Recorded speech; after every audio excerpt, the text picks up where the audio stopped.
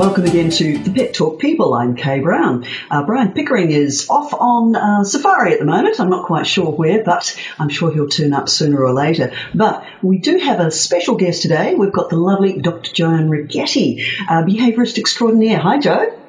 Hi, Kay.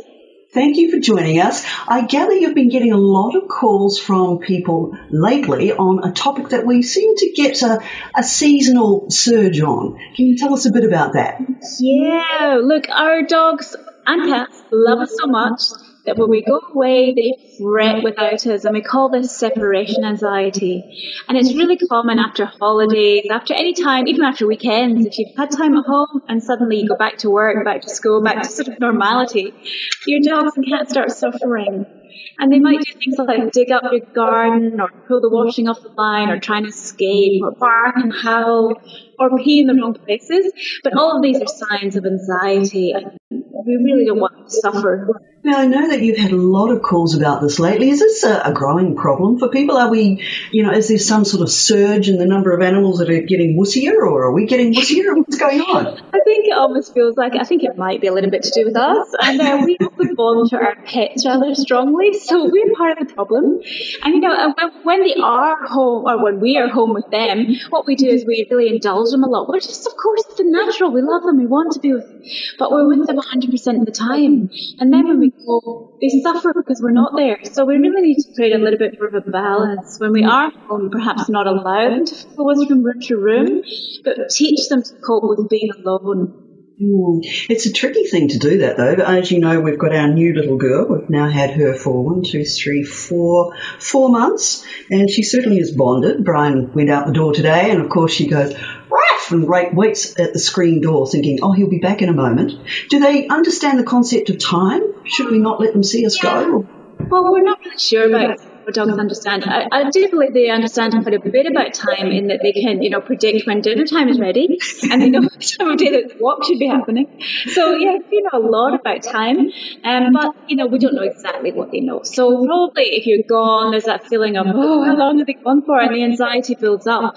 And the anxiety can start long before you actually leave the home. So it can start from the moment you wake up. Time of day you wake up, what shoes you put on, what breakfast you have, when you grab your keys. Dogs, that's really noticing all these things, probably before we're aware that we're doing these things. Cats, when they're stressed, will tend to sleep, but dogs, as I said, will act out, and they'll start to scratch at the door, or whine, or howl, or, it's all these symptoms of anxiety that we really need to do something about. So how do we do it? What can we do, Doctor? Well, when I look at behaviour issues, I'm always looking at solving them in two parts. So a short-term management, long-term strategy of solution. So the short-term management, we can do things like leave the radio on. We can build den-like areas. You might like to crawl under a table, or into a small dark area, or under your house. You can or something. We can leave a bit of lavender in the air, which calms everyone down. But the long-term solution for separation anxiety is really these gradual, short separations from your dog, building up gradually to much longer separations. So starting with 30 seconds apart. As I say to people, you have my permission to go to the toilet alone. And we might build up to 30 minutes, so that you're going out, hanging out the washing, making a meal, and you keep your dog in a separate room. But I think it's also important that people leave their dogs with jobs to do. So perhaps instead of feeding them with their food in a food bowl, put it into a food-releasing toy treat. Let them work for the food. Scatter it over your backyard or your lounge room. Give them something they'll do. If they're toy motivated, give them a toy when you leave, and then take it away when you get back again. Something that will keep them occupied for that 10 to 30 minutes. And usually at that stage, they'll have to calm down a little bit, and they'll generally just go to sleep or just snooze the day away. So it's long-term, gradual separations, but a few short-term strategies in there too. Cool. Well, look, I know that you've been writing about this topic for a long time. If people do need a little bit more help, what can they do? Well, I'd suggest a couple of things. You can either go to my website. There's a short article on there, which is the website The Pet Problem Solved. Look up dogs, look up separation anxiety.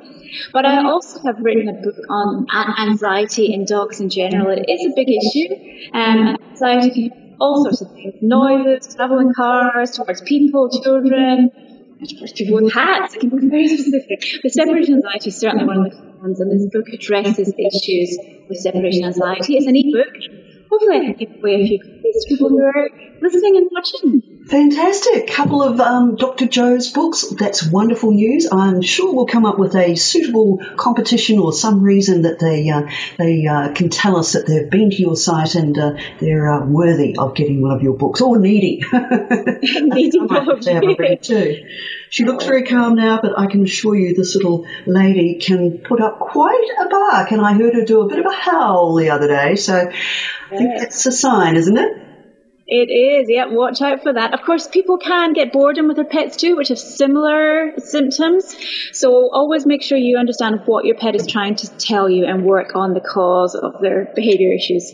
Okay, well, I think I'll have to turn the cameras around while we're out and see what this little monkey gets up to while we're away. Again, Dr. Jo Righetti, behaviourist extraordinaire, thank you so much for joining us. Thanks so much. And before I go, I should actually turn my camera around and let you see this big boy who is not suffering any anxiety whatsoever. He's a big boy. He is. Isn't he? Leo. You're completely ignoring us, just like a cat should do. Again, thank you, Dr. Jo Righetti, and we'll catch up with you again soon, I hope. Great to talk to you again.